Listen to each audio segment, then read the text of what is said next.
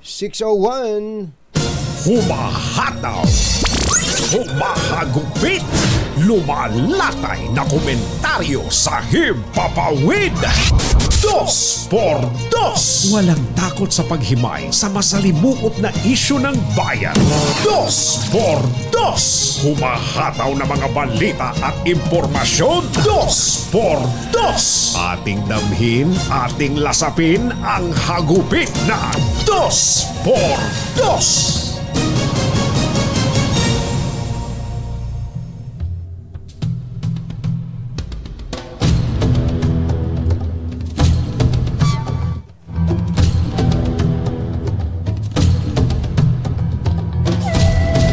Duda si Defense Secretary Gilbert Teodoro sa pagiging tunay ng audio recording na sinasabing ebidensya ng China sa nabuong New Model Pact sa West Philippine Sea. Inupakan ng kalihim ang Chinese Embassy dahil sa paglabag sa anti-wiretapping law. Kasabay ang panawagan sa Department of Foreign Affairs na imbestigahan kung paano na-record ang pag-uusap kaugnay sa bagong modelo sa pamamahala sa Ayungin Shoal. Sinabi ni Secretary Teodoro na kung mapapatunayang totoo na lumabag ang China sa batas ng Pilipinas, dapat ay palayasin ang mga ito sa bansa. Ipinaubaya na ng kalihim ang usapin sa Department of Foreign Affairs para suriin ang mga aksyon ng Chinese Embassy at kung mapapatunayan na may paglabag, ito ay dapat bigyan ng sanksyon. Isyu ng bayan, katotohanan. 2x2. At maitim ang balak, magtago ka na. 2x2. Si Jerry at si Anthony, narito na. 2x2. Hahataw ng todo, urado ka. 2x2. Ang katotohanan, dala nila. 2x2. Walang sinasamba pali, maniwala ka. 2x2. Hataw ng gusto, tol, umasa ka. 2x2. 2x2. Ganda morning. Magandang umaga, bayan! Bayan! Ito po si Anthony Taberna. Ito po si Jerry Baha. Muli pong sumasa inyo ang 2x2 ngayong araw na ito ng Friday! Yehoo! Kumusta po ang mga bagong gising dyan? Nakapaghilamos na ba kayo? Yung pong mga hindi pa nagmumumug dyan. Sabi nung iba, kumbatsero, wag ka daw iinom ng tubig. Ewan ko lang kung ginagawa. Wag ka daw iinom ng tubig muna sa umaga. Hindi pala. Wag ka muna magsisipilyo. Uminom ka muna ng tubig sa umaga. Bakit naman? Meron ka daw enzymes na nabuo na patay na panis na laway. Kailangan na makabubuti sa makabubuti daw sa iyong kalusugan yon. Yung panis na laway? Yun pangit mong pakinggan, pero wag mo nang tawagin panis na enzymes. May enzymes ka daw. Tsaka wag mo na ring aamuyin. Wag mo na aamuyin, baka mahilo ka. Problemang malaki yun. Baka himatayin ka at sabihin ikaw ay na-heat stroke. So may inam pala kapag ang isang tao ay tahimik. Hindi yung bihirang kumibo, bihirang magsalita. Nag-i-stay ng gusto sa bibig. Mas nagtatagal ang kanyang enzyme sa bibig. Pero dapat paanurin mo. Kaya nga pag inom mo ng tubig para ma-intake mo, pumasok sa sistema mo. Ewan ko lang kung naniniwala kayo doon. Kasi yan pa paggabi lang. Baka naman pwede rin ba yan sa araw? Tulad ng binabanggit ko, mga hindi naman kumikita kahit nasa opisina walang kibo. Meron nga akong kilala, gaya na sinasabi mo na bigla nilang tumumba na poison na poison dahil sa panis na laway.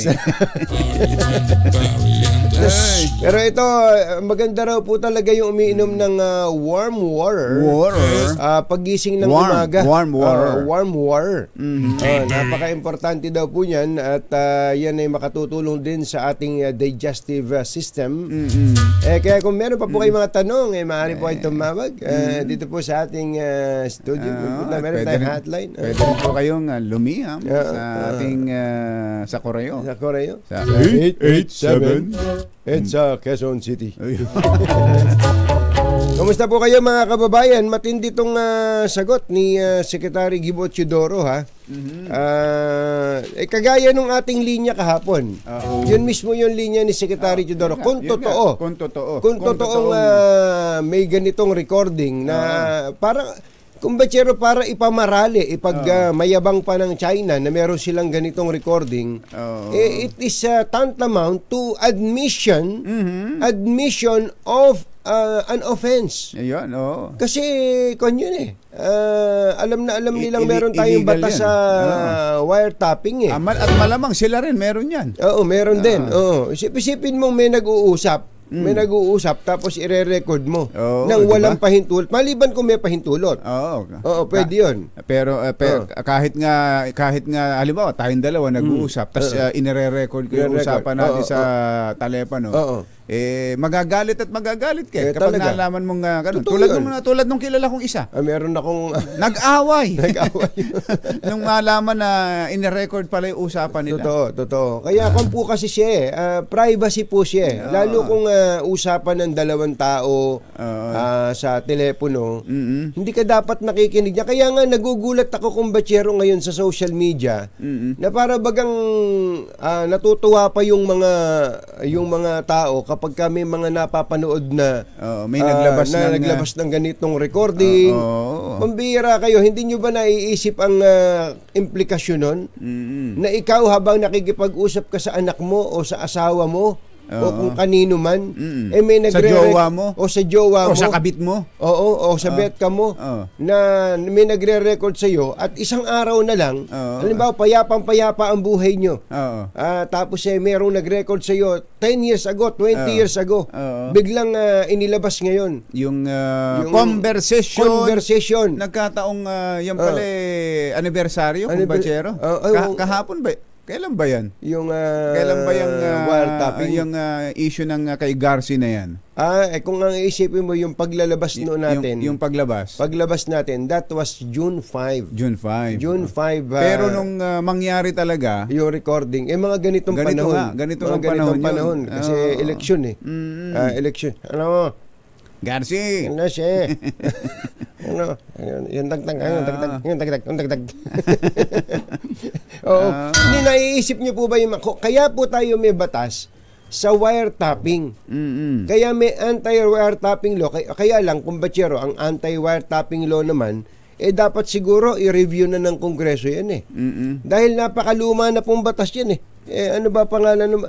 Parang Republic Act 1400 yata ito Yun yata yan ang kumpanya pa yata ng telco noon, yung RCPI pa yata yun.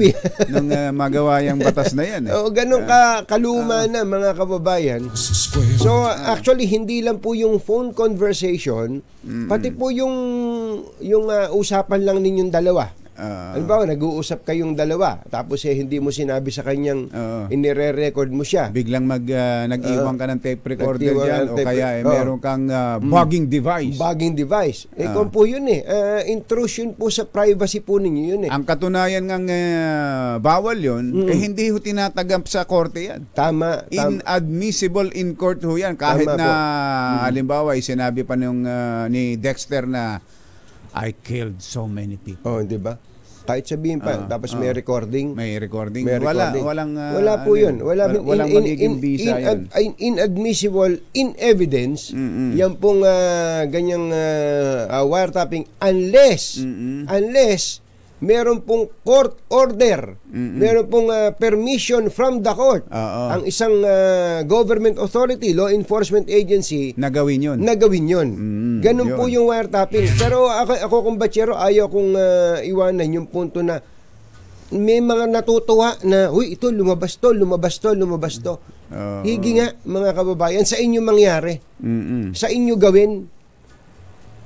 Na wala kayong pahintulot, wala kayong kamalay-malay. Nasa loob kayo ng pamamahay ninyo. Habang naliligo kayo, may nagre-record sa'yo. Habang meron kang ginagawa na para lang intimate para sa inyo o nag-uusap kayo para sa inyo. Kayo mag-asawa. Tapos biglang ikakalat. Matutuwa ka ba? Higi nga. Sumagot ka nga. Tinan niyo na. Hindi ka ngayon makasagot. Hindi ka ngayon makasagot. Hindi, ikaw na ikaw, lilingong ka pa Ikaw nga. Ikaw, yan ang sinasabi ko sa'yo.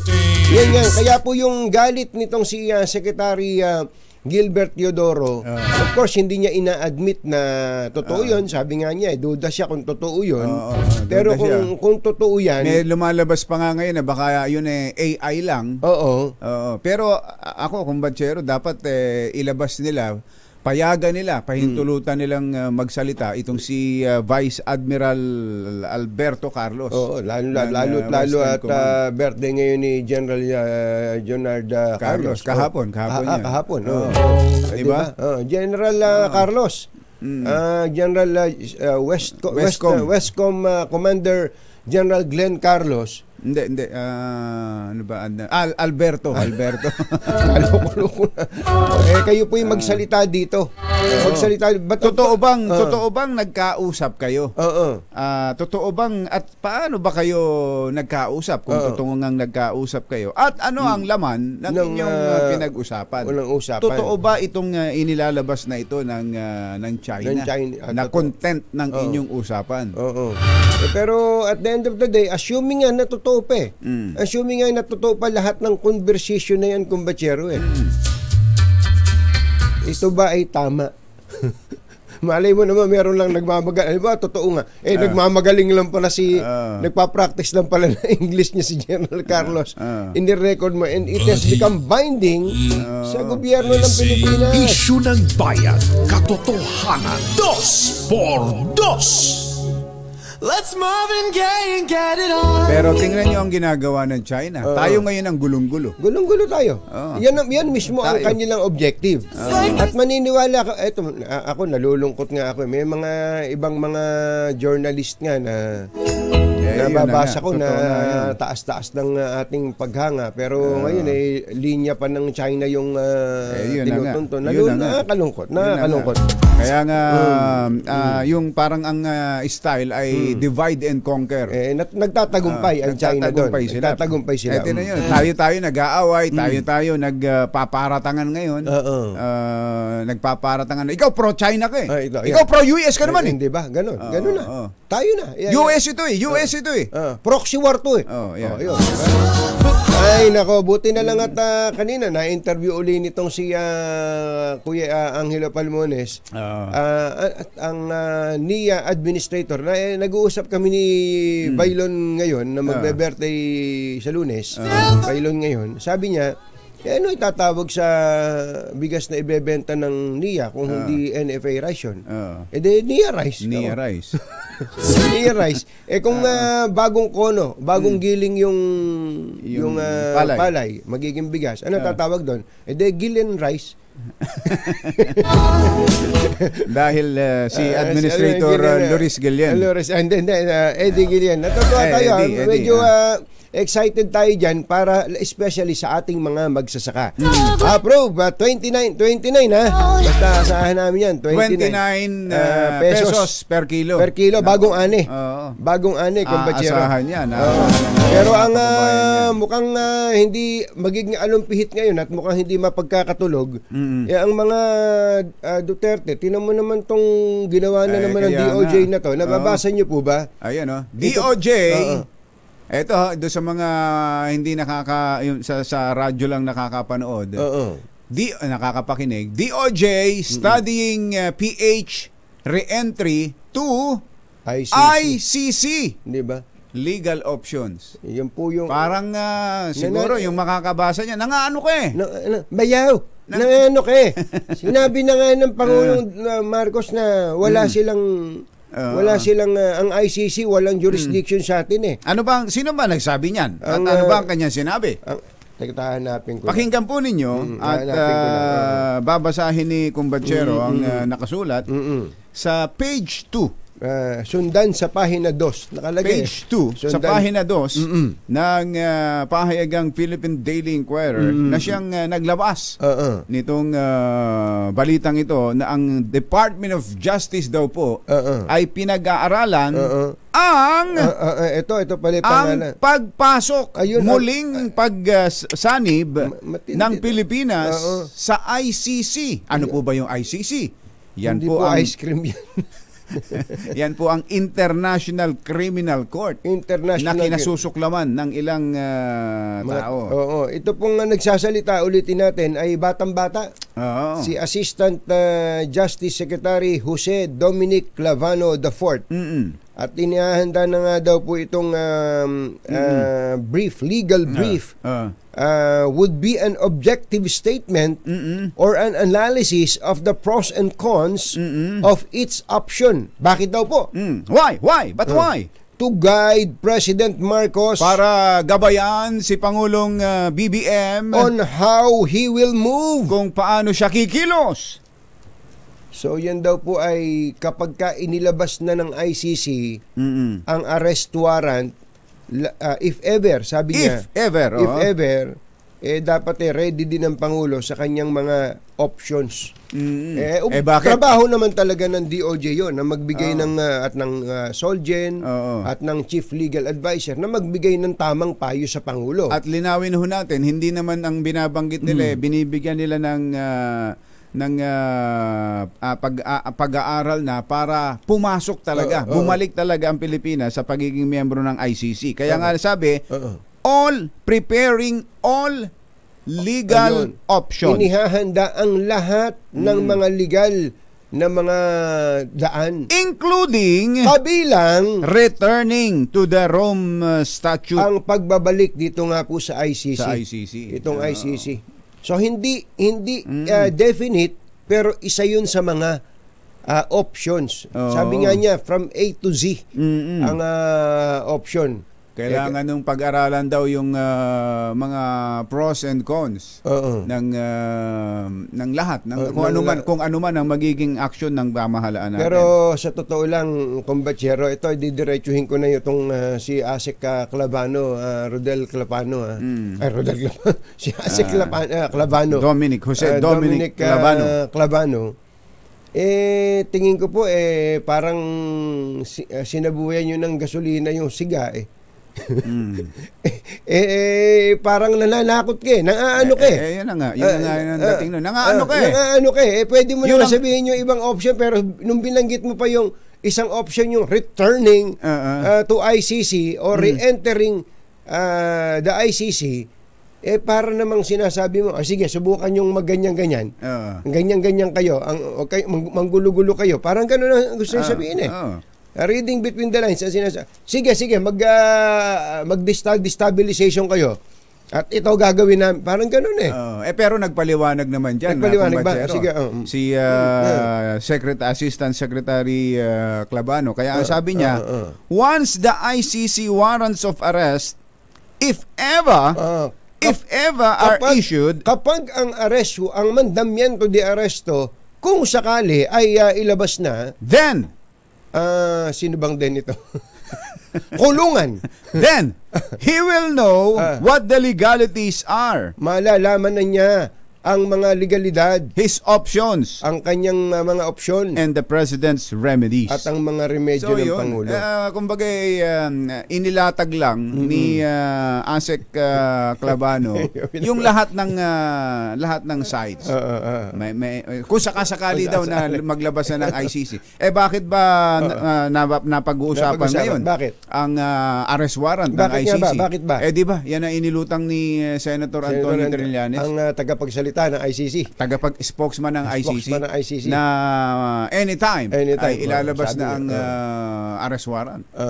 Nananakot itong si Senator Trillanes.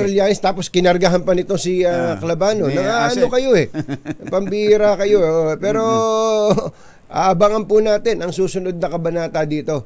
medyo matindi po ang mga development. Kaya nga rally na rally tuloy ang mga si dating President Duterte mismo, di ba? Habang inaalalayan siya ni former Executive Secretary Vic Rodriguez. Nakita mo ba nung Martes, yan, sa Dumaguete. Sa Dumaguete. Nagsalita si dating Secretary Harry Roque. Tsaka yung dating congressman na sasampalin daw niya si First Lady. Si Attorney Glenn Chong. Ayun, Ang tapang Ang tapang nitong si Attorney Glenn Chong sa babae. Mananampal ng babae. Mananampal. Ano ba tawag sa lalaking mananampal ng babae? Sige nga. Ano tawag kayo nga yung mga nakikinig sa amin ng mga lalo na nga yung mga tunay na lalaki. Ano tawag sa na hindi naman niya kaano-ano tapos bigla niya sasampalin. Sige nga. Ano tawag dun sa taong yun? Tama ka din. Ikaw, Yuel, ano yung sinasabi? Ganun talaga. Kasi tayo, ang pagpapalaki sa atin ng magulang natin, huwag mong sasaktan ang babae. Huwag mong pagbubuhatan ng kamay ang babae. Be gentle sa babae. Kaano-ano man yan may ginawa man sa'yo o wala. Lalo na kung wala namang ginawa sa'yo. Lalo kung wala ginagawa sa'yo. Kaya kapag ikaw ay nagbabantang mananampal ka na isang babae, ano ka? Kayo na sumagot nun. Kayo na. Masamang tao lang ang takot sa dalawang to. Kaya kung maitim ang balak, magtago ka na. Anthony Taberna, Jerry Baha, 2 por 2. Kayo nga sumagot. Kayo nga sumagot, mga textmates, mga text partners.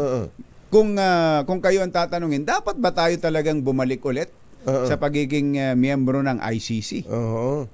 Sige nga, sumali nga kayo sa talakayan natin at baka marinig din ni Assistant Secretary Rodel Clapano yan.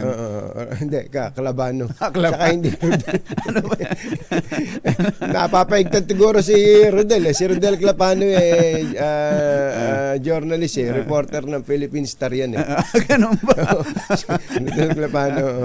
Yun. Oras po natin, Mr. Jalamtang, Lakyam Japsihun, 6:24 ng umaga. Magbabalik po kami pagkalipas ng 10 araw. Balitang makatotohanan, balitang maaasahan. ACS Balita. Walang makakaligtas, walang makakalampas. Saan magsulok ng kapuluan, Luzon, Visayas hanggang Kamindanawan. Basta't may balita, ipagwagwagan ng sikat na tagapagbalita. ACS Balita. Kasama ang 2x2 tandem Anthony Taberna at Jerry Baha. ACS Balita. Ang programang ito ay hatid sa inyo ng ACS Manufacturing Corporation, ISO Certified, maker of world-class quality Pride detergent.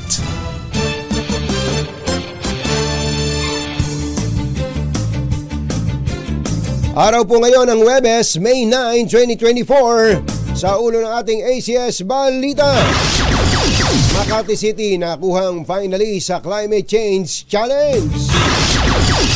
Mga Pilipinong walang trabaho sumipa sa 2 milyon noong buwan ng Marso. 2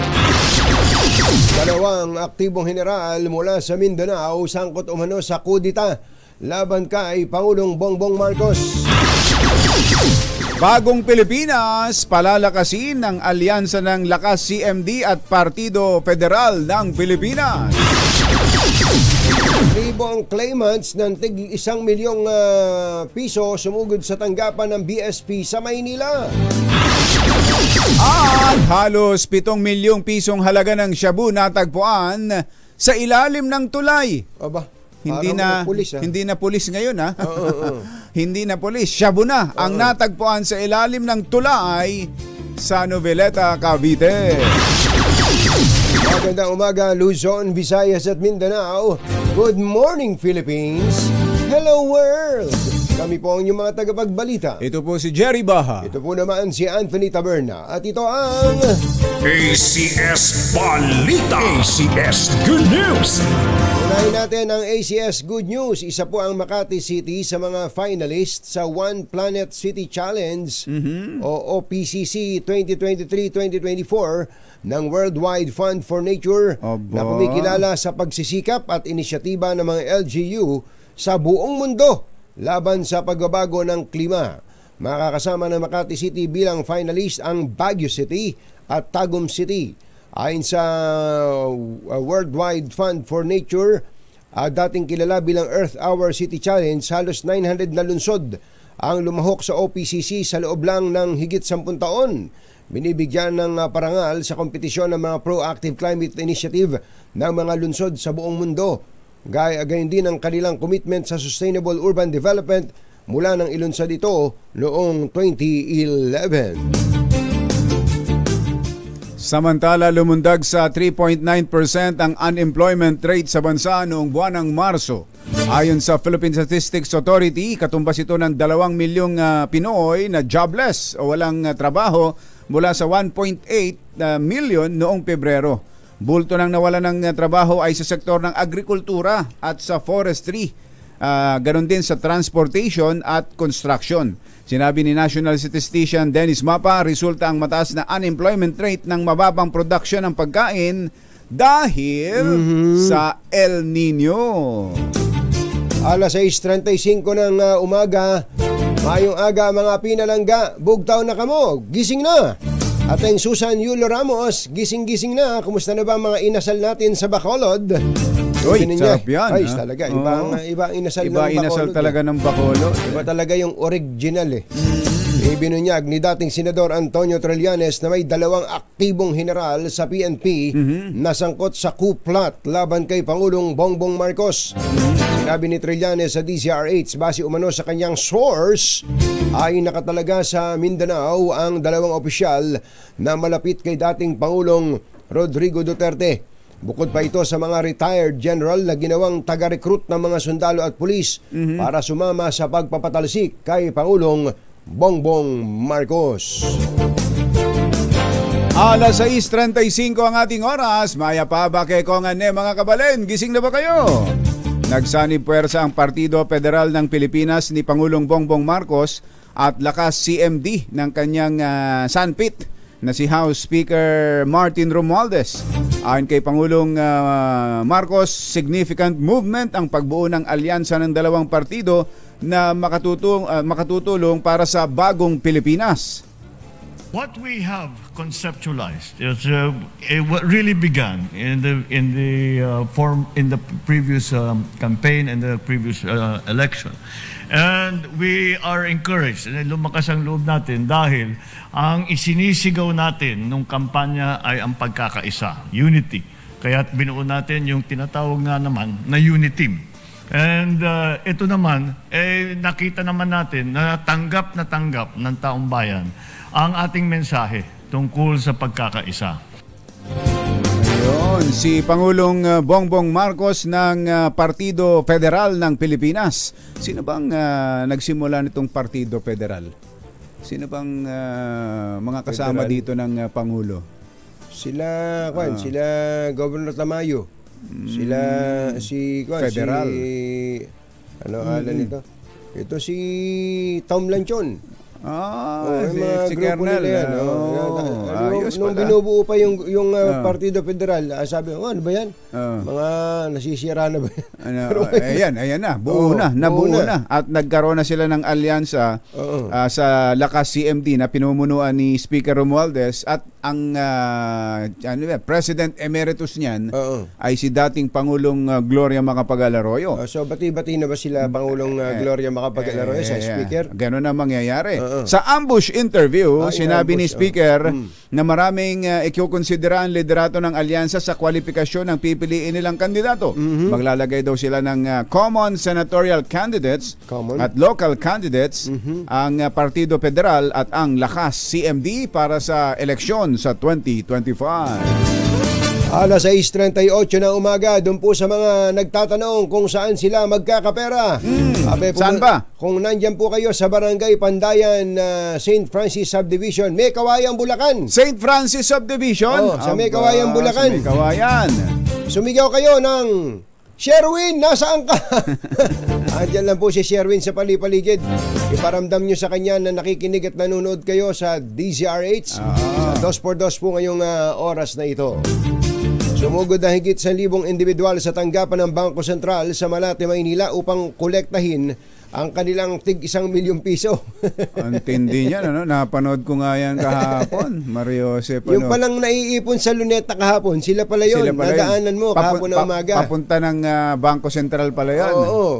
Ang birang para Hikayat. Ayan o, tinan nyo, nakikita nyo ho ba ngayon? Pinapakita ho natin sa DZRH television. Ang napakaraming tao, karamihan ay kababaihan. Ayan o, mga may edar na. May edad yung iba, pero iba naman Ayun o, tinan mo. Bata pa.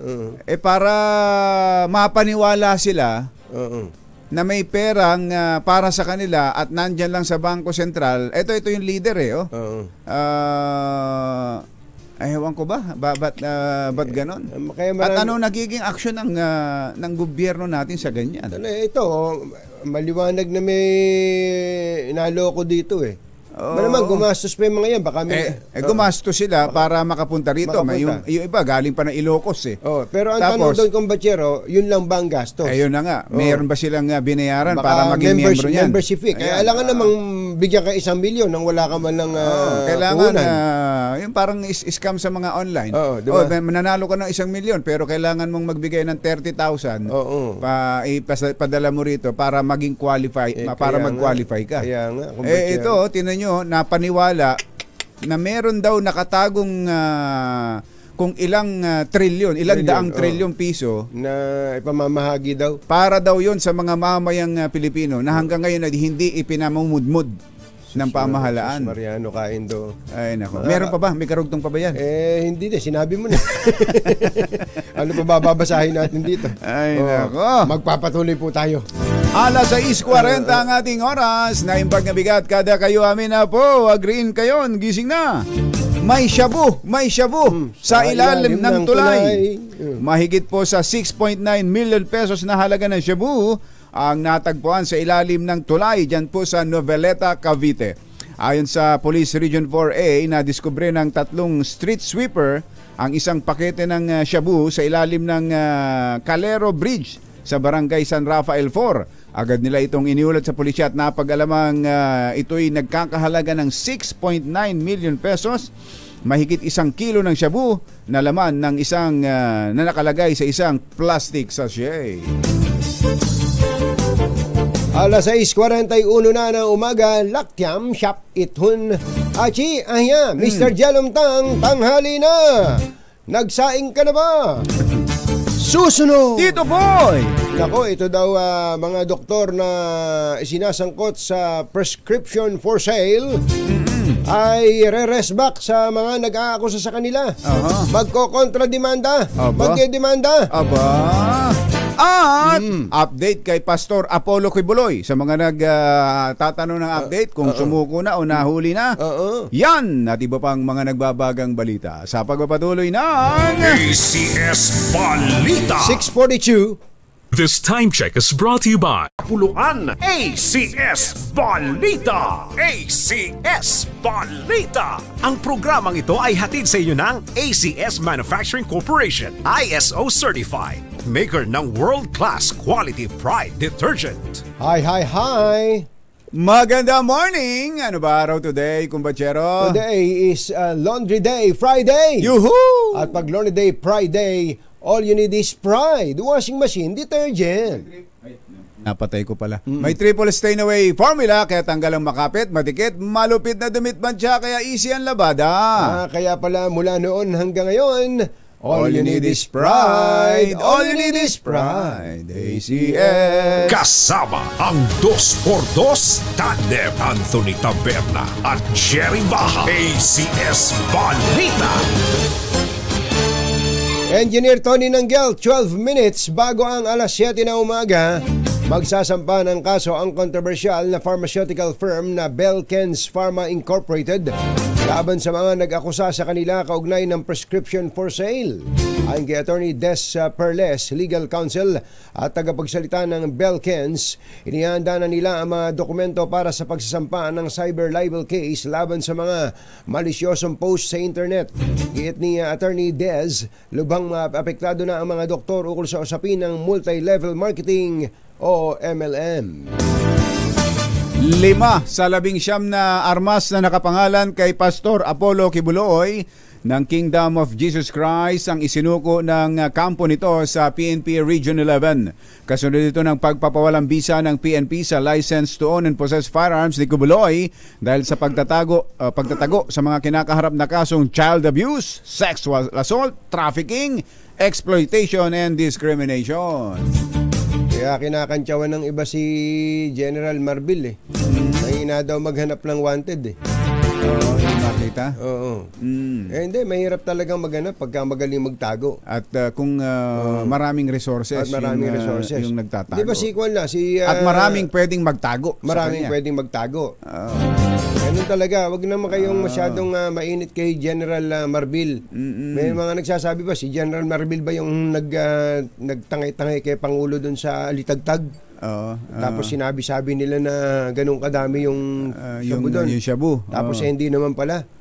Pinahiya pa nila ang Pangulo doon. Na sinabi tuloy ng Pangulo na yun ang biggest drug hole. Biggest drug hole. Hindi pala. Kaya si General Marbil, maraming kwan din dito Maraming gustong sipain si Marbil. Umpisa pa lang, pinahamak nyo na ang Pangulo Ganun talaga. Ganun talaga, Chief K. Sabi nga, if you cannot stand the heat, get out of the kitchen. Minungkahin ng DOH na kansilahin ang pagsasagawa ng field trip at iba pang outdoor activities sa mga lugar na may extreme danger heat index. Sinabi ng DOH na kapag nasa extreme danger category ang isang lugar, nakararanas ito ng init na katumbas o mas mataas sa 52 degrees Celsius. Inirekomenda din ng DOH ang pagsasagawa ng modality mode sa mga paaralan at maski sa mga trabaho. Hindi nababahala si Health Secretary Ted Herbosa sa pagbawi ng AstraZeneca ng kanilang COVID-19 vaccine sa buong mundo. May hinala ang kalihim na resulta lamang ito ng mababang demand ng Vaxzevria vaccines ng AstraZeneca. Nagatid sa kabuuan ng ating ACS Balita, ito po si Anthony Taberna. Ito po si Jerry Baha. Kasama ang 2x2 Tandem Anthony Taberna at Jerry Baha. ACS Balita. Ay, birthday boy, Councilor Rani Ludovica. Ay, Councilor Rani. Tatay Rani. Tatay Rani, wala ba tayo dyan? Birthday mo pala, wala kang kakibo-kibo. Itong si Tatay Rani Ludovica.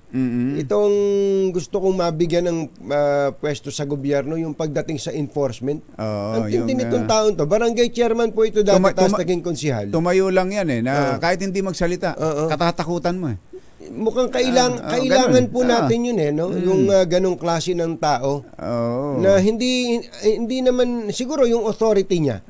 Yung authority niya yung katatakutan kasi ipapatupad niya talaga yung batas Kung ano yung hindi batas. labag sa batas ipapatupad niya yung batas. Walang sinisino, walang kinikilingan. Walang pinoprotektahan. Serbisyong totoo lang. Ay, hindi pala. Ay, Kaedna Fe Cruz, birthday mo rin pala. Kaedna Fe, happy birthday. Happy birthday. May bumabati sa inyo. Ang kakilala nyo daw. Si Karenel Cruz. Baka boyfriend. Dating yung boyfriend. Sherwin, may nakuha na raw. May narinig na raw si Sherwin na nag-iingay. Sandali lang. Andito lang ACS. Magpapaalam lang.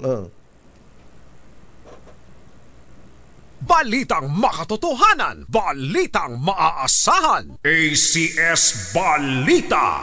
Ang programang ito ay hatid sa inyo ng ACS Manufacturing Corporation, ISO certified, maker ng world-class quality Pride detergent.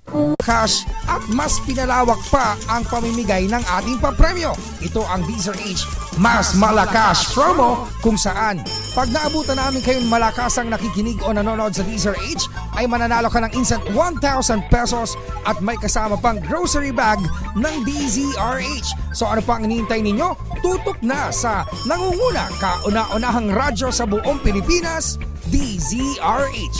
Una sa Pilipinas, una sa Pilipino.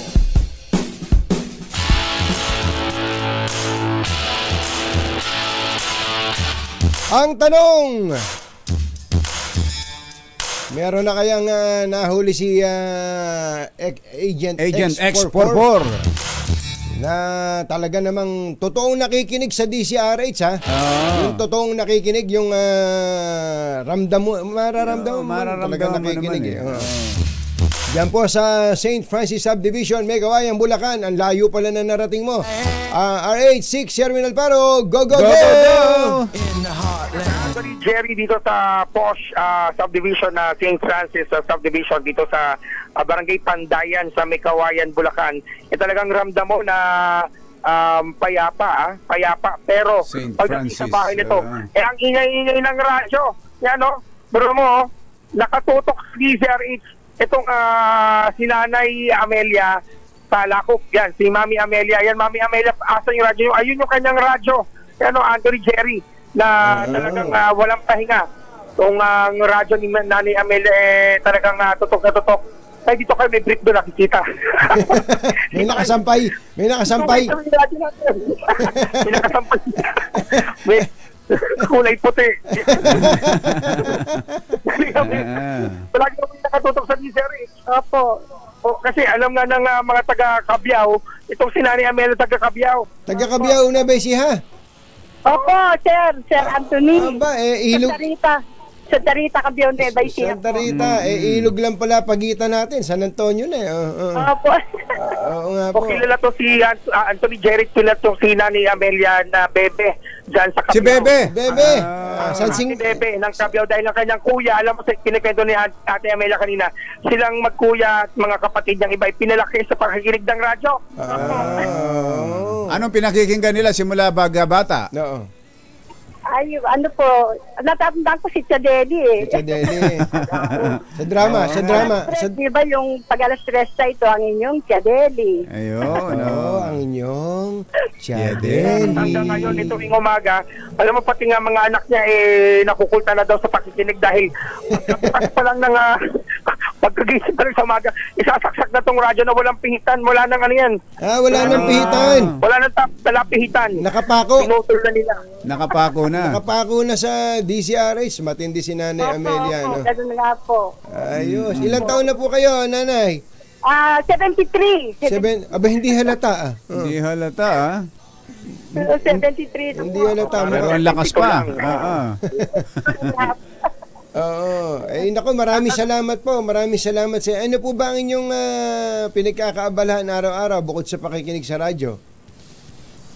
Meron po akong maliit na tindahan. Oo. Mainam tayo dyan sa mga barabarangay. Kailangan pa rin may tindahan. Kayo palang susunod na tesikoson ng SM. Kaya magiging SM siguro kayo dyan. Dito sa Barangay Pandayan. Barangay Pandayan po. May tagusan. May tagusan ba diyan? Sherwin. May namimitas to sa pagita kanina. May tagusan, nabanggit nyo kasi SM. May tagusan ba diyan sa St. Francis papunta dun sa SM Marilao? Meron po sa Meralco Village Sandaan. Meralco Village naman. Meron talaga Anyway, ano pa hinihintay mo, Sherwin? Traffic, yan na natin ang 1,000 pesos. Yun. 1,000 plus meron ka pang pampaganda dahil 73 ka na, mukha mo 72. Gusto mo ba magbukang 70? Magsilot mo din sa t-shirt. Babata kayo Thank you very much po. Babata kayo sa mga todo-todo. At syempre, meron pa kayong grocery bag mula sa DZRH. Ay, pagkabigat. Sobra. Thank you very much po sa lahat po ng mga taga DZRH. Talaga pong tayo lang po ang pinakikinggan ko. Ayun, salamat po. Solid talaga. Kabayan ko si Anthony Taberna. Si Jerry Baha, taga Nueva Ecija din to, Ate Amelia. Ay, saan po? Tagahain. Tagahain. Kapapaya. Dumadaan kami doon pag traffic sa highway, doon kami sa loob. Ayun, tama yun. Itong si Jerry, tagahain na, taga General Tinio pa, ang tawag papaya, di ba? Opo. Ayos. Salamat po. Maraming salamat, Nanay Amelia. Akala ko po magtatanong lang sila, baka ako tatanungin kung saan ang papuntang NLEX. Bigla po. Nakita ko yung sasakyan nila, DCRS. Ayun, tinan mo nga. Sinuwerte. Nakakarating sila sa Bulacan. Narinig po kasi Metro Manila, Laguna, nung isang araw, nasa Laguna sila, last week yata yun. Tapos biglang Bulacan. Kayo talaga ang laging dahilan, kaya pinuntahan po kayo ni Sherwin ng may kawain. Salamat po, Nanay ating Amelia. Thank you. Thank you very much po. God bless po. More God bless power you sa po. DCRH.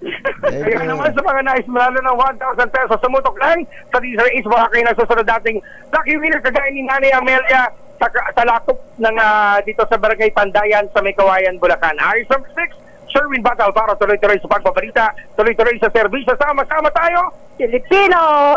Yuhuu!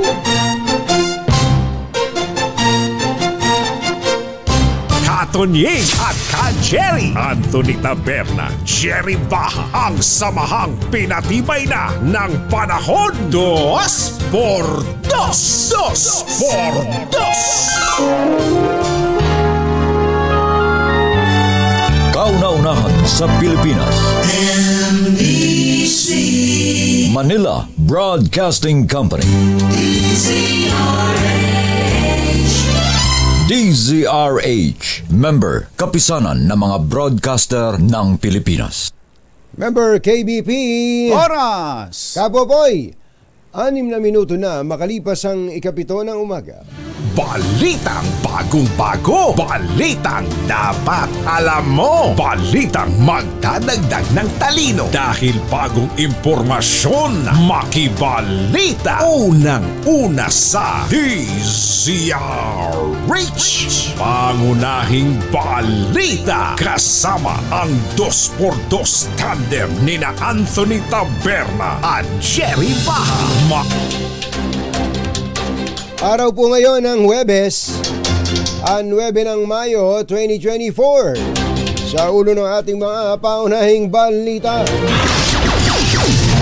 DOJ naghahanda na ng briefer kay Pangulong Marcos sa posibleng pag-aresto ng ICC kay dating Pangulong Rodrigo Duterte. Alyansa para sa Bagong Pilipinas, Binuo ng Lakas at Partido Federal ng Pilipinas, Uniteam, bubuhayin para sa 2025 election.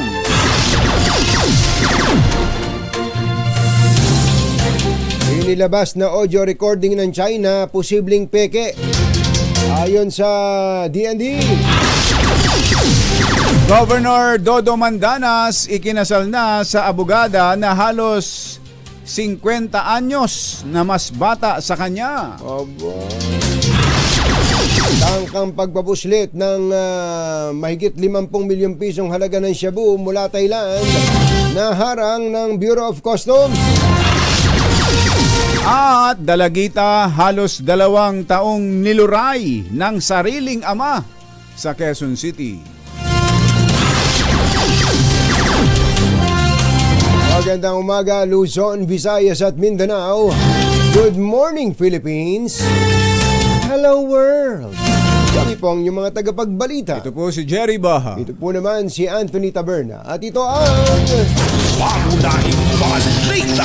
Alas 7:09 na ng umaga. Arestado ang isang 39 anyos na lalaki dahil sa panggagahasa sa kanyang sariling minor de edad na anak sa Quezon City.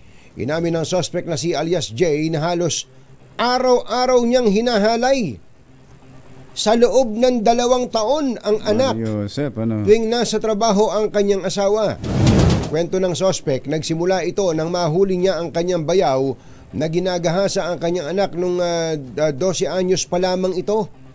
Humingi pa raw ng tulong ang anak sa kanya pero sa halip na tulungan, natukso lang anya siya sa kanyang nakita at naisipang gayahin din ang ginawa sa anak. Napakawalang yan, hindi tao to. Hindi nakayanan ng biktima. Nakita na niyang nire-rape yung anak niya. Oo. Imbis na gulpihin siguro yung bayaw niya, o kaya ipakulong, ginaya niya yung kanyang bayaw. Oo, parang araw-araw ang pakiramdam siguro, nanood siya ng porn. Oo, ganun. Parang ganun ang dating, ano? Ganun ang nangyari. Walang napakawalang yung tao nito. Hindi na po nakayanan ng biktima ang nangyari at naglakas loob na ikwento sa kanyang kaibigan at dito na din sila nagsumbong sa mga otoridad. Nasa custody na ngayon ng DSWD ang biktima para isailalim sa counseling. Himasrehas naman ang ama nito sa nanaharap sa kasong statutory rape habang iniimbestigahan na rin ang tiyuhin ng biktima na unang nanggahasa sa Dalagita. Narinig ko yung interview dito kung Bachero Walang ya itong taon to talaga napakawalang ya nito hindi man lang ikinaila, hindi mo makikita yung remorse. Talagang pinagmamalaki. May asawa na siya, may girlfriend pa siyang isa. Tapos itong anak niya ay araw-araw, sabi niya, araw-araw daw niyang ginagalaw yung anak niya. Talaga. Hindi ba halimaw tong hayop na to? Talaga. Oo. Hayop na to. Saan sa QC yan? Hindi na nabanggit pero pero dito yan sa Quezon City lang, Kumbachero. Sus, ay nako. Sa ibang balita, nasabat ng Bureau of Customs ang mahigit sa 56 na milyong pisong halaga ng shabu na tinangkang iposlet papasok ng Pilipinas mula sa Thailand. Ayon kay Customs Commissioner Benvenido Rubio, nakatago sa loob ng balikbayan box na may laman na 2 electric fan at 5 water heater ang nasa mahigit 8,000 gramo ng shabu, gramo ng droga. Nakakonsign ang shipment sa Philippines 419 Export and Import General Merchandise Corporation habang ang recipient ay isang nagngangalang Frijail Kalugay. Una nang nakatanggap ng tip ang customs kaugnay ng shipment na dumating noong Abril 7 at unang idineklarang naglalaman ng household items, mga sapatos at motor parts mula sa Thailand. Alas 7:12 na ng umaga, ikinasal na po ang 80 anyos na gobernador ng Batangas na si Hermelando Dodo Mandanas sa 32 anyos na si Attorney Angelica Chua kahapon. Ito yung video. Ayan. Meron palang video ng kasalan. Ito ba si Governor?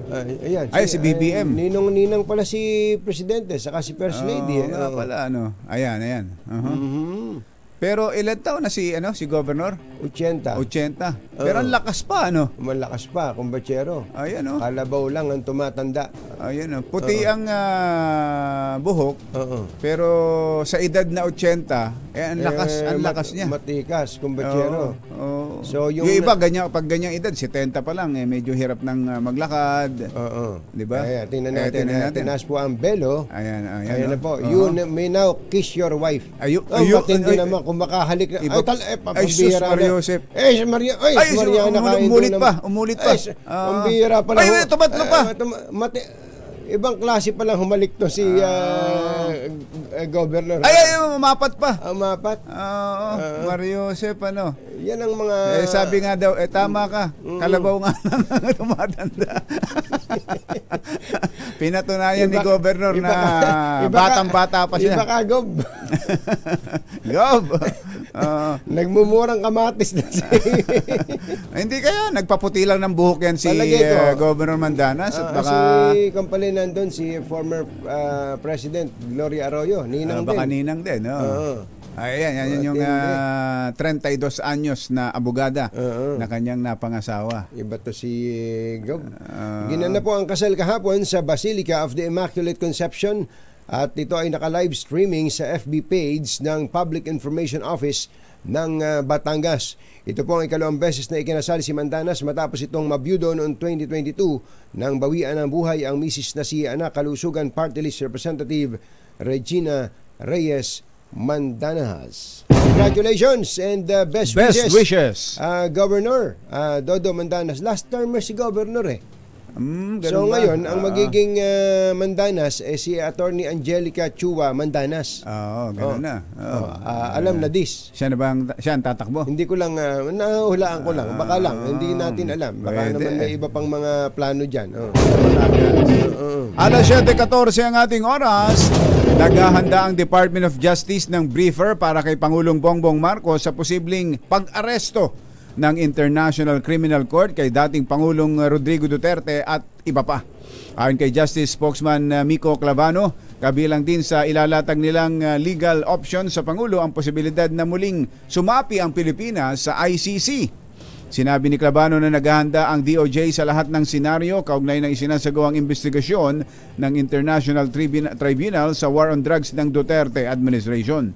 Pero nilinaw ng DOJ spokesperson na nananatili ang posisyon ng Pilipinas sa ICC at nais lang nilang malaman ng Pangulo ang lahat ng mga legal na opsyon at implikasyon.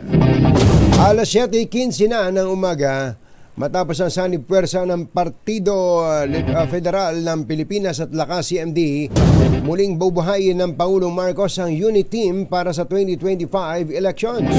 Sa signing ceremony sa Makati, sinabi ng Pangulo na maraming pagbabago sa nakalipas na taon nilang panunungkulan dahil sa pagkakaisa.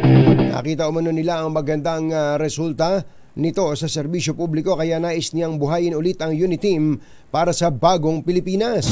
Binanggit din ng Pangulo ang kanyang layunin na tuldukan na ang kagutuman sa bansa at maaabot ito sa pamamagitan ng unity. Gaya ng ating ginawa sa nakarang halalan, ay bubuhin uli natin. Hindi naman we have to formalize it because may political cycle. So bubuhin uli natin at formalize uli natin ang unit team para naman pagka humaharap tayo sa ating mga kinabukasan, malalaman natin na tayo ay sabay-sabay, na nagtutulungan, tayo ay sabay-sabay, na kabalikat sa ating layunin na pagandahin ang Pilipinas, pagandahin ang buhay ng bawat Pilipino. Ang Pangulong Bongbong Marcos. Ipinagkibit balikat lamang ni AFP Chief General Romeo Browner ang banta ng China na ilalabas ang audio recording sa umano'y new model pack sa Ayungin Shoal. Ayon sa General, mabilis mapeke ang mga transcript at maaring gumawa ng audio recordings gamit ang deepfake o artificial intelligence. Tinawag ito ni Browner na malign influence effort mula Chinese Communist Party at pagligaw sa nagpapatuloy nilang aggression sa West Philippine Sea. Sinabi naman ni Defense Secretary Gilbert Teodoro na kung totoo man ang audio recordings, labag ito sa international relations at anti-wiretapping law ng bansa. Malamang anya na isa na naman itong produkto ng misinformation ng China na layong sirain ng pamahalaan. Pinaiimbestigahan ng kalihim sa DFA ang alegasyon, pinatutukoy ang responsable at dapat daw ay ipatapon, palayasin sa Pilipinas ang sinumang tauhan ng Chinese Embassy na may kinalaman dito. Susunod! Ito po! Sino itong showbiz couple na tinatawag na first family na hindi raw pinalaki sa luho ang mga anak? Ayos yan. At standby lang sa ating mga RH reporters sa salimbayan ng mga balita sa Metro Manila ngayon! Yan natin pa sa pagbabalik na Paunahing Balita. 7:18. This time check is brought to you by Ace. Mga nangunguna at mga bagong balita sa DZRH. Paunahing Balita. Metro Manila ngayon.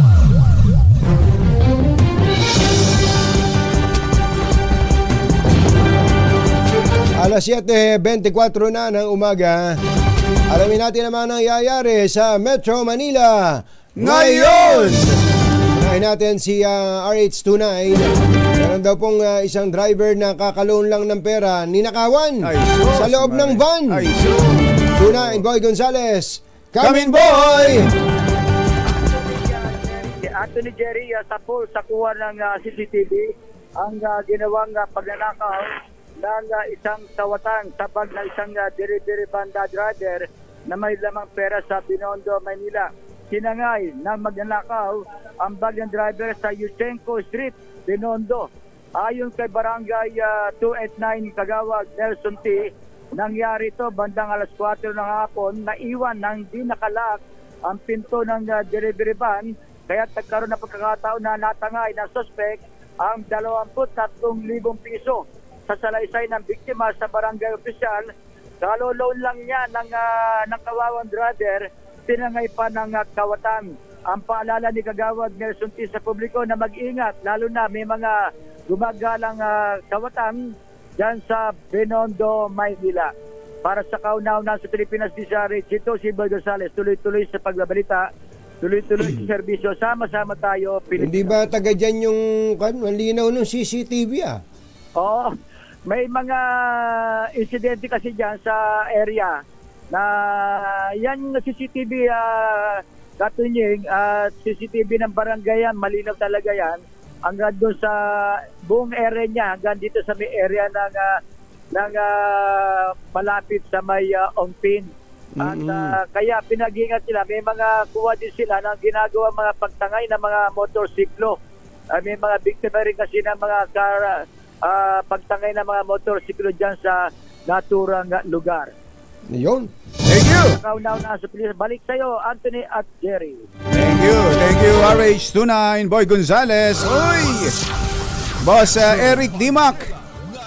Eric Dimaculangan, tsaka si GMJ ng PPA.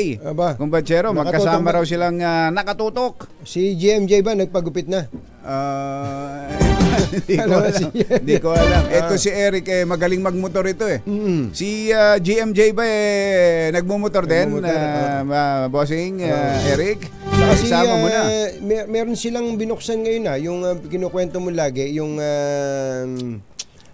Cruise Terminal. Oh, meron na naman silang binuksan o bubuksan na somewhere in the south na naman. Mabuhay kayo sa PPA! Eto pa!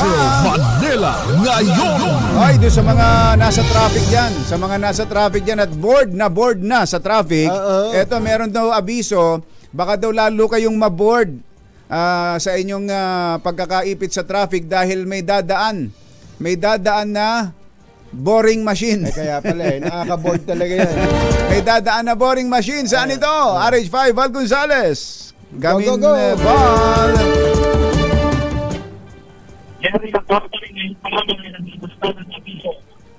Transportation doon sa mga motorista na maaaring maapektuhan nitong pagka-transfer ng tunnel boring machine na ginagamit dito sa nagpapatuloy na konstruksyon ng Metro Manila subway dito sa National Capital Region. Simula alas 10 ng gabi sa araw ng bukas ay makakaranas ng matinding traffic o maaaring makaranas ng matinding traffic yung ating mga kababayan sa ilang mga lugar, dito sa National Capital Region dahil yung tunnel boring machine ay manggagaling pa din sa North area sa lungsod ng Maynila patungo naman dito sa magsisilbing pangwalo na station ng Metro Manila Subway Station dito sa ating kinaranasan at Ginaldo.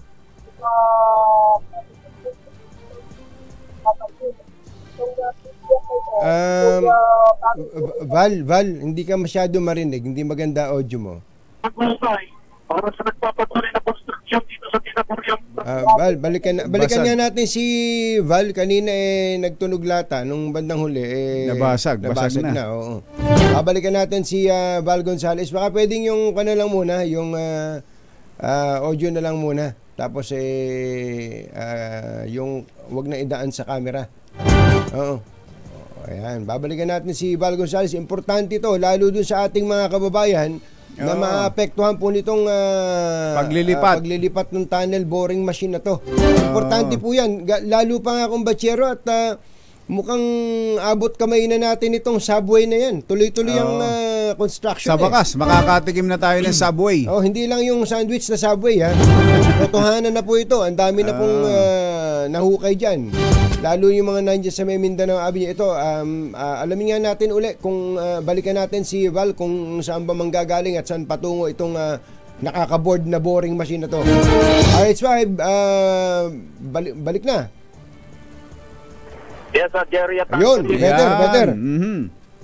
Jerry at Anthony, yung Department of Transportation ay naglabas na ng abiso doon sa mga motorista na maaaring maapektuhan nitong pagta-transfer o pagta-transport nitong tunnel boring machine na gagamitin dito sa paghukay sa tinatayong Metro Manila subway. Manggagaling kasi itong TBM o itong tunnel boring machine na ito sa port area sa lungsod ng Maynila at dadalhin ito dito sa magsisilbing pangwalo sa 17 subway station dito sa Camp Aguinaldo, Quezon City, particular na dito sa may bahagi ng Boni Cirano. Yung TBM, para sa kaalaman ng ating mga kababayan, ito yung ginagamit na paghukay para sa nagpapatuloy na konstruksyon ng tinaguriang Project of the Century ng Department of Transportation sa Traffic Advisory ng DOTR. Itong mga lugar dito sa lungsod ng Maynila, Navotas, Caloocan, at maging sa Quezon City ang maring makaranas ng traffic dahil sa ibibiyaheng tunnel boring machine o TBM. Ayon sa Transportation Agency, mula bukas 20 hanggang Sabado ng 4 a.m. at mauulit muli sa Sabado ng gabi na kaparehong oras, alas 10 ng gabi hanggang 4 a.m. ng araw na ng linggo ay maring maranasan ang traffic sa mga sumusunod na kalsada. Yan sa bahagi ng 4th area, particular na sa Road 10, C3 Road, Fifth Avenue sa Caloocan, G. Araneta sa Quezon City, E. Rodriguez Senior Avenue, Gilmore Avenue, Kernel, at itong dito sa may Kernel Boni Cirano Avenue. Dahil dito ay humihingi ng pangunawa ang DOTR sa mga maaaring maapektuhang motorista at pinapayuhan ang mga ito na gumamit na dun sa inilatag na mga alternatibong ruta. Kapag natapos naman itong 36 na kilometrong subway na kukonekta mula Valenzuela dito hanggang sa Naiya Terminal 3 sa lungsod ng Pasay at sa Taguig. Kapag natapos itong proyektong ito, yung dating 1.5 oras o higit pa na biyahe, magiging 45 minuto na lamang. Kung hindi lang natin maipakita itong video dahil itong mga construction worker na gumagawa rito ay 24/7, ang palitan ay kada 8 oras. Yan ang dapat, tuloy-tuloy ang trabaho. Oo, at Tatay Anthony, dun sa original na timeline ng DOTR sa taong 2022 ay maaari nang mag-operate ang unang 3 stations 20 itong mga taong 2025. Sorry, 2025. Akala ko bumabalik yung kalendaryo mo eh. Ay maaari nang mag-operate ang unang 3 stations ng subway sa Quirino Highway, North Avenue Station at maging diyan sa Tandang Sora Station. Itong proyektong ito na isang proyekto sa ilalim ng JICA, itong Japan International Cooperation Agency, ay pinondohan ng mahigit 27 bilyong piso na pinuturing nga ng DOTR na Project of the Century. Wala rito sa magsisilbing ikawalong istasyon ng Metro Manila Subway Station dito sa Camp Aguinaldo, Quezon City. Para sa kauna-unahan sa Pilipinas, DZRH, ako naman Val Gonzales, tuloy-tuloy sa pagbabalita, tuloy-tuloy sa serbisyo. Sama-sama tayo, Pilipino. Metro Manila ngayon. Mga nangunguna at mga bagong balita sa DZRH. Pangunahing balita sa showbiz. Magandang dilag. Yung talagang infrastructure, kumbachero. Yan ang importanteng ipagpatuloy ng pamahalaan eh. Totoo yan. At bilisan, damihan pa. Wala na tayong magagawa eh. Katulad lang dito sa Metro Manila, ang paglalagay ng mga skyways, kailangan yan. Kaya lang, kung gaano kabilis magtayo ng infrastructure, ganun din naman kabilis ang pagdami ng sasakyan. Talaga. Napapansin mo kung batsero, parang ano yan sign of progress yan. Sign of progress. Kaya tama dapat nagpo-progress din ang gobyerno natin. Totoo. Kung gaano kabilis umaangat ang private sector, dapat mas mabilis, dapat doble ang gobyerno. Nauna ang gobyerno. Di ba Attorney Ronnie Heron? Attorney Ronnie, ikaw ba'y nakumbida at nakikain sa kasalan dyan sa Batangas? Grabe yung maraming nainggit sa style ng paghalik nito. Para daw humihigop ng loming Batangas eh. At nakaapat pa. Yun mo nga naman. Sabi ni Attorney Ronnie ay anak po ni Batangas City RTC Executive Judge Celia Chua, itong si Attorney Angelica. Ayun. At matindi ang tawag ng iba, para daw si George Tregan humalik to si ay nako. Colonel Moy Pagaduan. Colonel Moy, magandang andyan daw siya sa Aulo Dam. Sa Aulo Dam. Kumusta ba yung ating mga tubig? May tubig pa ba? Nako, tuyon-tuyo na raw. Pambira. Good morning at happy birthday kay Major General Wes Raimundo Obinque. Ngayon yung mismong birthday niya. Ngayon yung mismong birthday niya, kumpatsero. Happy birthday. Binabati ka rin ni Kuyang Els Bartolome. Siya andyan ngayon siya ang Directorate for Intelligence ng PNP. At congratulations pala sa San Miguel Corporation. Antindi. Lumulundag ang kanilang mga revenue, kumpatsero. Ang kita. Talaga? Kaya talagang kapag umuunlad itong mga kumpanya na to, maraming mga nalilikhang trabaho.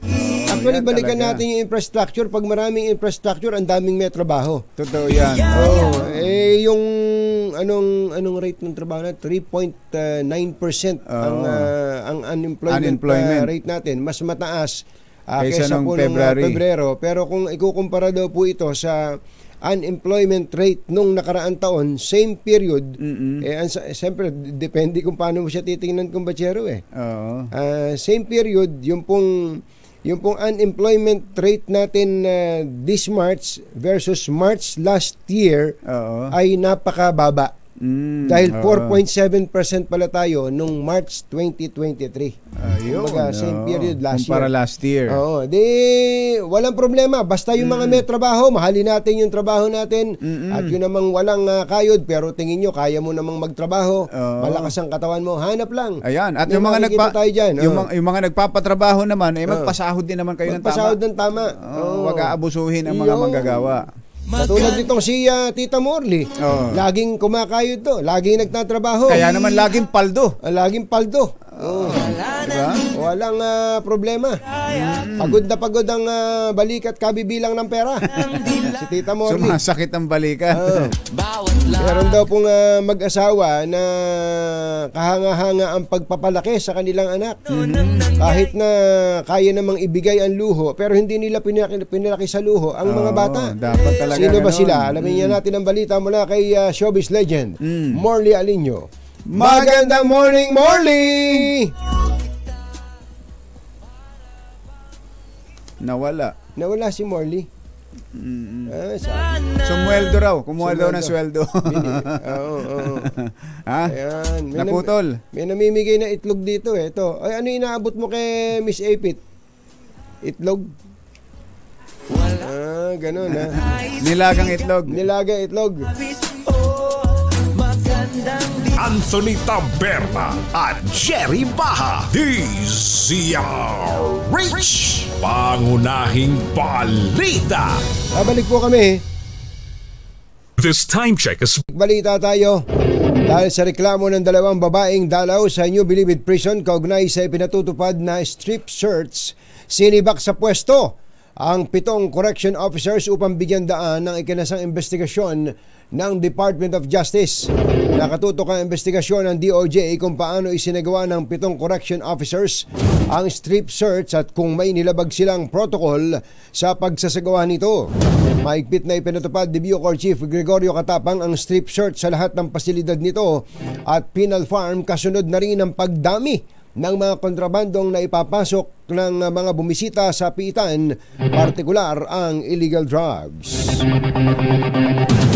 May alok na 100,000 pisong pabuya si Burgos La Union Mayor Delfin Comedis Jr. para sa makapagbibigay impormasyon sa utak at gunman sa pagpatay sa barangay Kagawad na si Celso Apilado.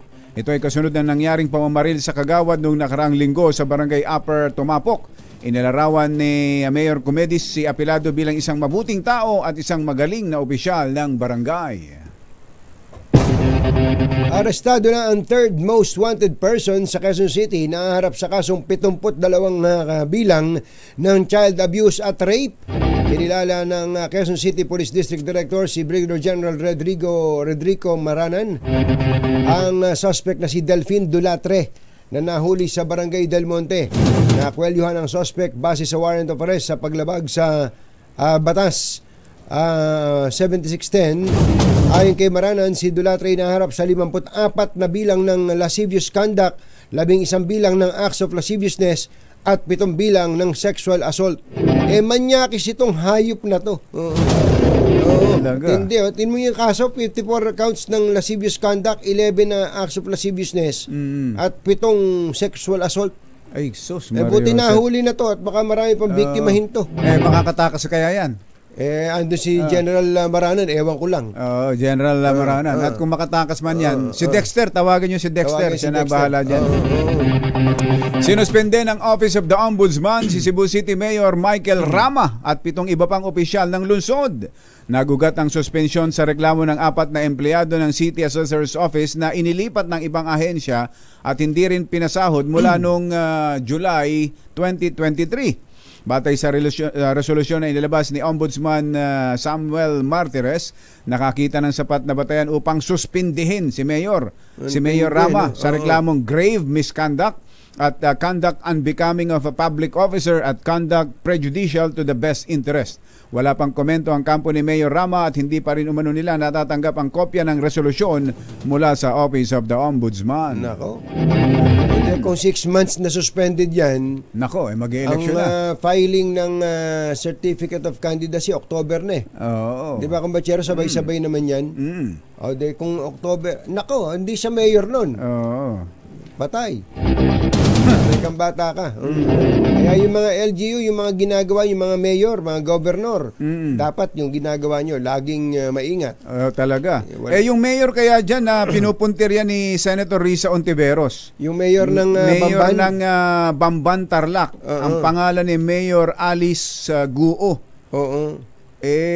Tinatanong pala ni Senator Risa, ito raw ba'y Chinese national?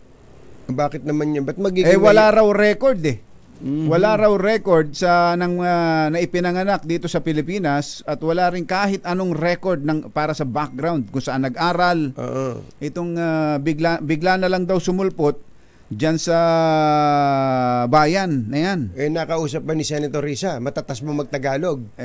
Baka katulad nung mayor na na-interview natin, yung mayor ng Tugigaraw ba yun? Akala natin Chinese. Yung pala mas matatas pa sa atin magtagalog. Ito si Mayor Alice Guo. Siguro ang DILG Secretary Benhur Abalos. Baka gusto nyong usisain na rin ito. Dahil bukod sa inaakusahang involved dun sa isang puguan na ginagamit daw sa mga illegal na gawain. Tinitingnan ho yung background nito at bigla na lang naging mayor. Out of nowhere, biglang naging mayor ng isang bayan dyan sa Tarlac. Baka naman hindi lang kilala ni Senator Risa, pero medyo matagal ko na naririnig yung mayor na yun, kumbachero. Kaya Mayor Alice Guo. pwede siguro ma-interview natin. Pwede kang magpa-interview dito sa 2x2. Mayor Recat, kapitbahay nyo naman. Mayor Recat, saka si Mayor Andy Lacson. Pakikalabit nyo nga itong si Mayor Alice Guo. Pagka local chief executive, kumbachero, pagtatakbo ka dyan sa posisyon, hindi requirement ang pagiging natural born Filipino citizen. Kaya lang ang tingin ang isang angulo dito ni Senator Risa, yung posibilidad, yung tulad ba ng mga napapanood natin sa mga pelikula na may mga sleeper cells itatanim sa isang lugar, hahalo sa komunidad, yung pala terorista. Ganon? Ito baka isang galing mismo sa China at ipinapasok dito para ma-infiltrate ang gobyerno ng Pilipinas. Pero hindi malayo, hindi imposible. Hindi imposible, pero medyo mag-ingat naman tayo sa mga unless merong konkretong proof, kumbachero. Katulad yan, baka naman hindi ko to kilala, kumbachero. Baka naman magkaroon na tawag doon, xenophobia. Baka pag may nakita maging tayong part ng ano, yung may makita ka lang singkit yan, magalit ka na. Mag-iingat tayo sa ganun. Huwag naman tayong umabot sa, dahil marami ring Filipino-Chinese. Marami. Yung matagal na hong andito at ang ipinaglalaban ay ang karapatan ng Pilipinas. Pero ito, dahil merong magpaliwanag. Kailangan magpaliwanag din. Wala DILG. Ayan, DILG Secretary Benhur Abalos. Baka gusto nyong tumulong sa Senado sa kanilang iniimbestigahang ito. At Mayor Alice Guo, bukas po ang linya ng 2x2. At sa katunayan, anong oras na, kumbatsero? Oras po natin, Chityam Gochapon. Wala ho kayong dapat ipag-alala dito. Wala po. Nasa safe place po kayo. Mayor. Mayor, no problem. No problem po tayo dyan. Pangunahing balita sa showbiz. Magandang dilag. Ay, siguro naman. Mukhang safe nga ako dito. Kuya Jerry Labasan, Ate Beth, magandang morning. At magandang morning din kay Kuya Chito Paz, Engineer Chito Paz ng Lucena. Wala ba tayo dyan? Ay, Kasoji Jimenez, napapansin daw niya na parang medyo nababawasan ang init.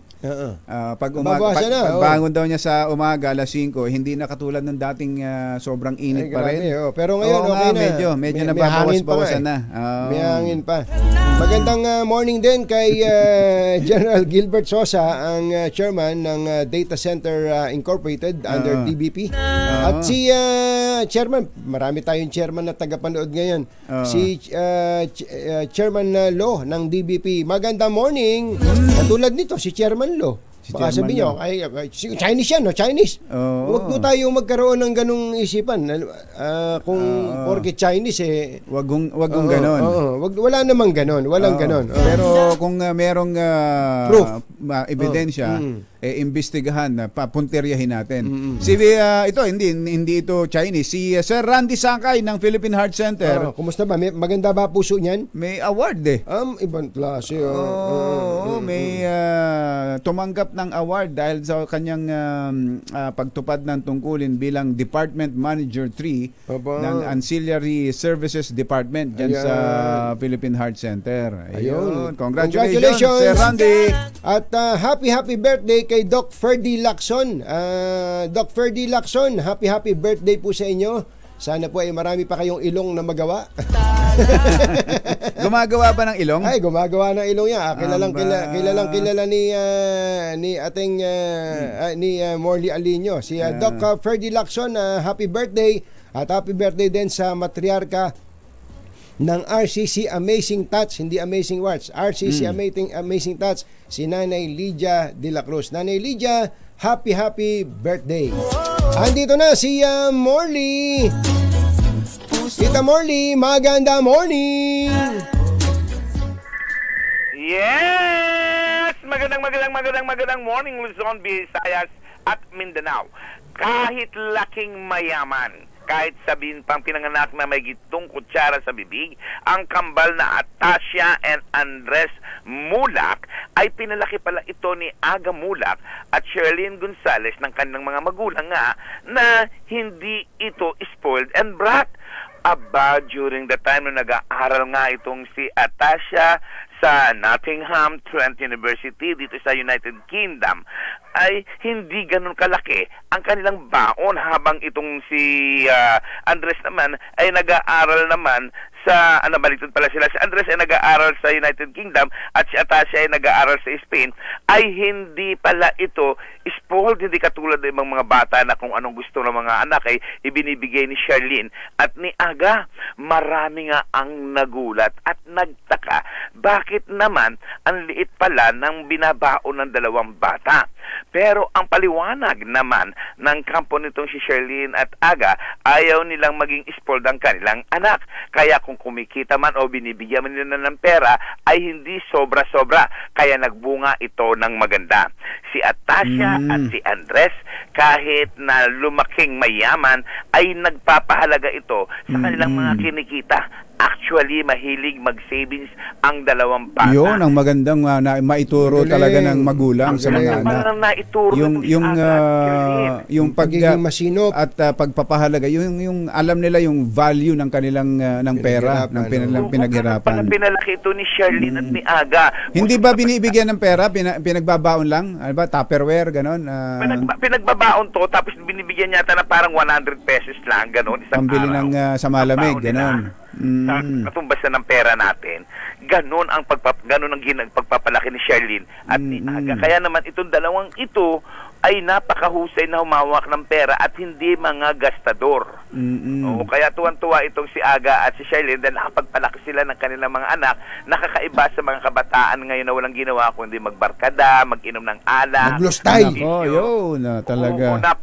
Napalaki nila si Atasha at si Andres na mabubuting mga bata. Yan ang ating DZRH Showbiz Artist News. Ito po ang inyong RH47, Morley Alinio. Tuloy-tuloy sa pagbabalita, tuloy-tuloy sa serbisyo. Sama-sama tayo, Pilipino, babu!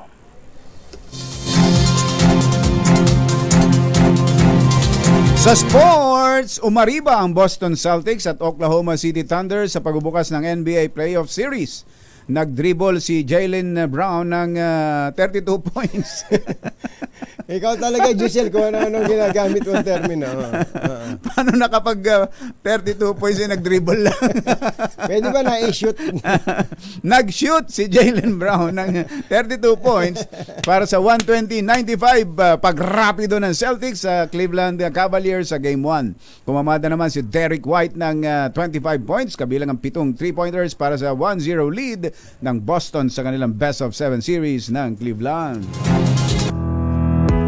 Sa panahon ngayon na sobrang hirap magjeta, lalo kung pagod sa trabaho, maniniwala ka bang bukod sa mahalaga sa pagpapatibay ng mental health ay nakakapayat pala ang pag-iyak?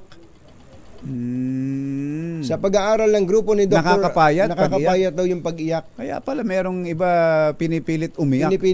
Para pumayat. Kahit di mo nakakaiyak. Hindi, mahanap ng mga bagay na makapagpapaiyak sa kanya. Merong ang isang senador dati, sinabi niya, hindi ka naiiyak. Tapos si Bato nga naiyak si Bato naiyak. Si Senator Drilon naiyak. Sa pag-aaral ng grupo ni Dr. Aaron Neufeld ng Los Altos Optometric Group, makatutulong ang pag-iyak sa pagitan ng 7 p.m. at 10 p.m. May oras pa. para ma-achieve ang iyong weight loss goal. Paliwanag ng researcher, ito ang peak hours ng cortisone releasing effect sa katawan na nakatutulong din sa paglaban sa inflammation at stress. Anong oras daw? 7 to 10 p.m. Pwede 7 po kayong to 10 p.m. umiyak. So kung gusto niyo po kung lagpasan ng 10 p.m. wala na epekto. Kung gusto niyo pong pumayat, awayin niyo po yung mga asawa niyo ng ganung oras. Pero bati na kayo dapat by 10 p.m. Dahil kung hindi, wala nang bisa yun. Mga nangunguna at mga bagong balita sa DZRH. Pangunahing balita. Nagatid sa kabuuan ng ating mga pangunahing balita, ito po si Anthony Taberna. Ito po si Jerry Baha. Ay baka dapat na kayo magpalit ng bubong ng inyong bahay, ha? Oo nga, buti na lang may bubong na maasahan. Gawa sa state-of-the-art technology. May aluminum na. May pintura pa. Now available na rin sa pre-painted tiles pan. Para sa eleganting bubong na matibay na, makulay pa, mag-Cherry Loom pre-painted ka na. Oy, 3 minutes na lang bago mag-alas 8, magbabalik po kami pagkalipas ng 3 araw. Ang tanong! Ayun, Ay, good luck sa'yo, Pam, ha? Pagbutihan mo. Pam Anderson. Pagbutihan mo, wag kang gagawa ng masama. Basta yung bili namin, ha? Yung bili namin, sabi mo kay Norilyn Temblor, wag kang utusan. At kapag sumikat ka na, wag mo naman kaming kalilimutan. Ayan, baka pag nando kami, halimbawa, punta kami sa opisina mo. Yan si Katunying sa labas. Sino Katunying? Ganun, ha? Bye! Happy weekend! Damdaming bayan! Susunod na!